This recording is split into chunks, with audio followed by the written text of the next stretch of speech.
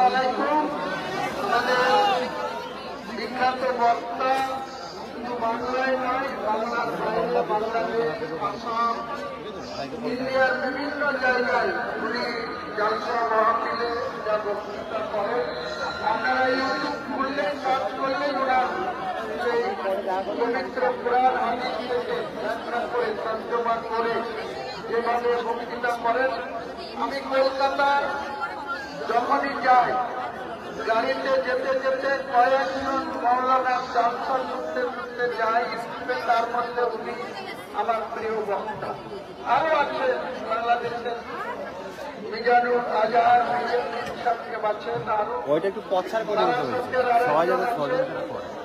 এরকম করে কয়েকজনের জালসা শুনতে 3 ঘন্টার রাস্তা কলকাতার যাওয়া, আবার 3 ঘন্টার রাস্তায় আসা ছুটি। তা ওনার সঙ্গে আমার প্রায় কথা হয়। আমি ওনাকে বলেছিলাম যে আমাদের দুটো জুম্মা হয়ে গেছে, আমরা যদি ভিত্তি স্থাপন করেছিলাম সেটা ছিল শনিবার, পরের জুম্মাতে আমরা এলান করিনি, কাউকে আহ্বান করিনি।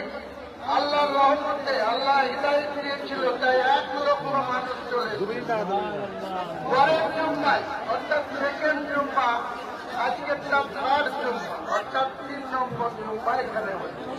তো আমার মনে হচ্ছে সেকেন্ড জুম্মা বা যে আগের জুম্মাতে যা লোক হয়েছিল তার থেকে এবারে লোক একটু কম।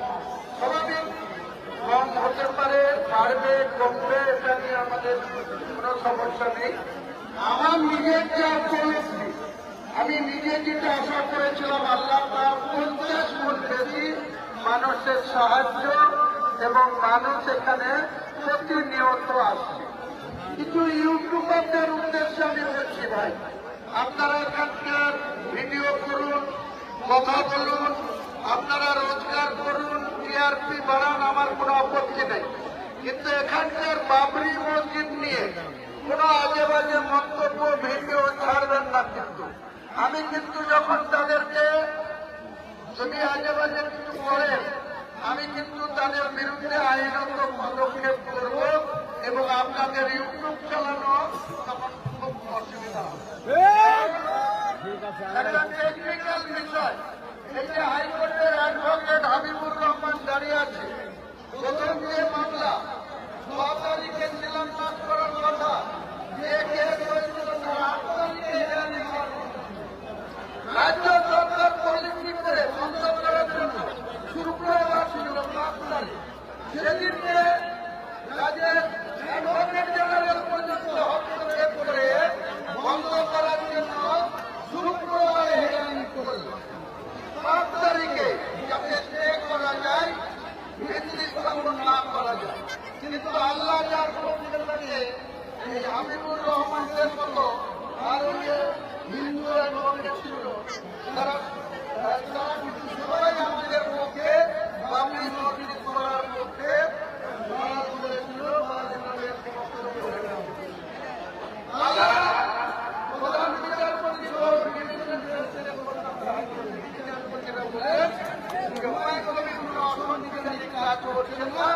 একজন মুসলমান তার মসজিদ করার অধিকার আছে, সেই মসজিদের নাম বাবরি রাখবেন না, মদিনা রাখবেন না, মক্কা রাখবেন না, নবমী রাখবেন, তার বিষয়।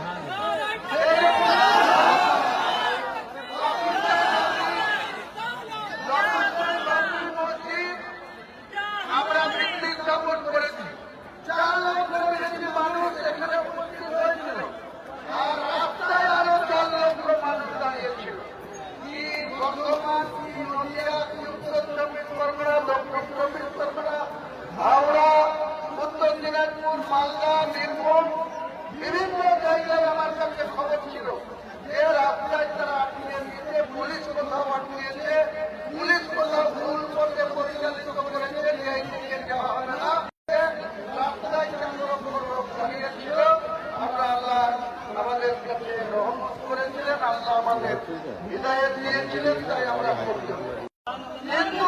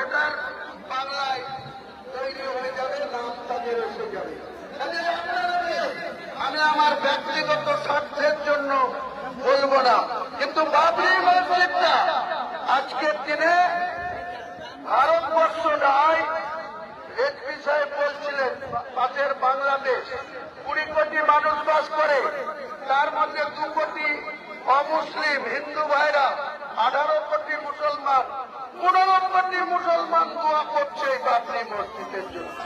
15 কোটি মুসলমান, আর ভারতবর্ষের 40 কোটি মানুষের ভিতরে 2-4 কোটি বাদ দিলে যারা আজকে সমালোচনা করছে, বাবরি মসজিদ যখন হয়ে যাবে তারাও দেখবেন এখানে নামাজ পড়তে আসবে। আমি তাদেরকে আল্লাহ নিশ্চয়ই হেদায়েত দেবে এবং নিশ্চয়ই এই মসজিদে তারাও একদিন জুম্মার নামাজ পড়তে আসবে, তাহলে 5 লাখ ওয়াক্তের নামাজ পড়তে আসবে। এটাই আমার বলা। আমরা রাজনীতি ধর্ম নিয়ে করতে চাই না, কিন্তু ভারতবর্ষ যারা চালাচ্ছে তারা তো ধর্ম নিয়ে রাজনীতিতে বসে আছে।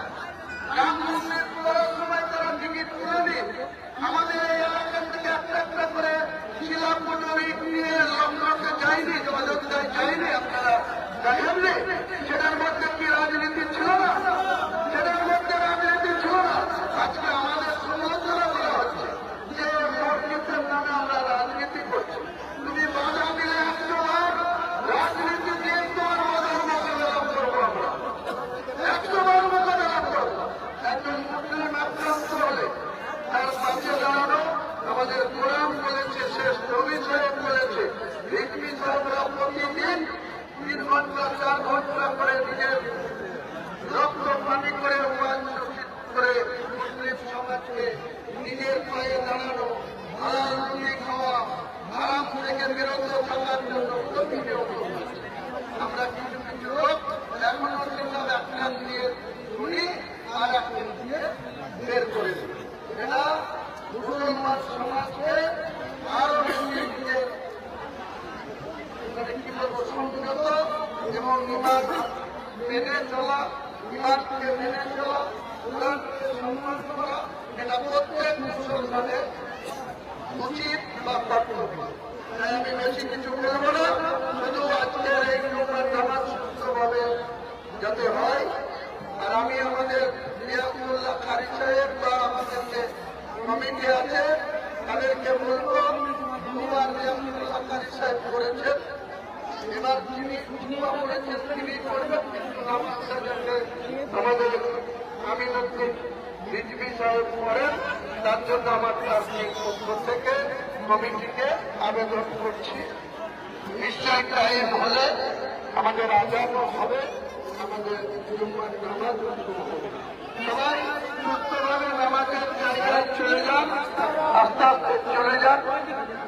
11:48 বাজছে, যখনই 12টা পরেই আজানের টাইম হবে, আজান হয়ে যাবে এবং নিশ্চয়ই ইনশাআল্লাহ আমরা মুসলিমদের আদব কায়দা এবং নবী সাহেবের সুন্নত মেনে, কোরআন হাদিস মেনে আমরা মুসলমান, আমরা যেন সবাই কবরে যাওয়ার কথা ভাবি, কবরের আযাব থেকে মুক্তি কিভাবে পাব এবং কিভাবে আমরা জান্নাতবাসী হব, সেদিকে সম্পর্কে লক্ষ্য রাখার জন্য আমার আবেদন করছি। সালামু আলাইকুম।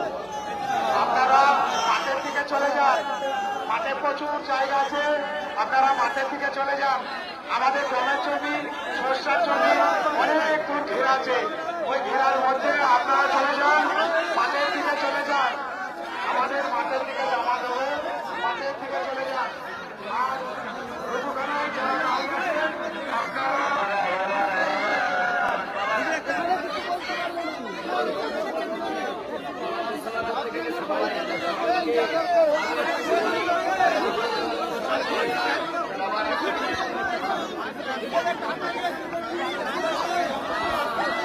ঠিক আছে।